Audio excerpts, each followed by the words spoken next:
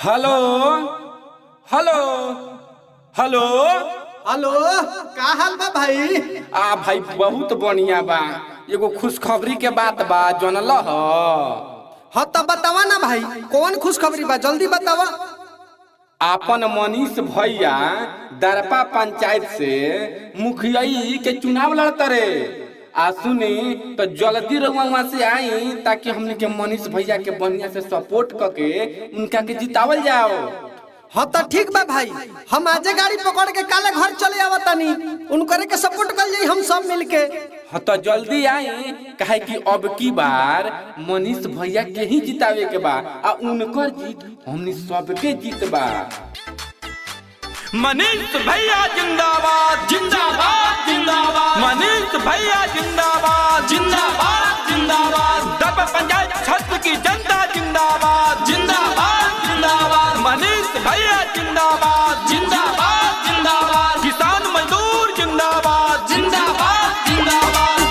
बाहरा से आई भैया आई लो बा चुनाव भैया, आके अपन मनीष भैया के विजयी बनाई भैया, मौका ना गवाए के बहो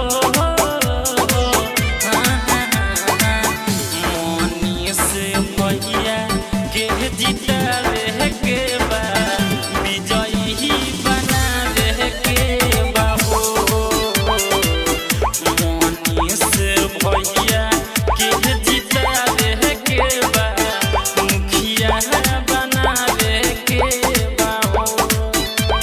मदद किया है साथ दिया है, मदद किया है साथ दिया है, बिना किसी पद पर रहते हुए काम किया है। वादे से न कभी हटे हैं न कभी हटेंगे, सिर्फ विकास विकास विकास करेंगे। जी हाँ मेरे दोस्तों, अब की बार मनीष भैया को ही जिताएं और दरपा पंचायत का मुखिया बनाएं। 5 साल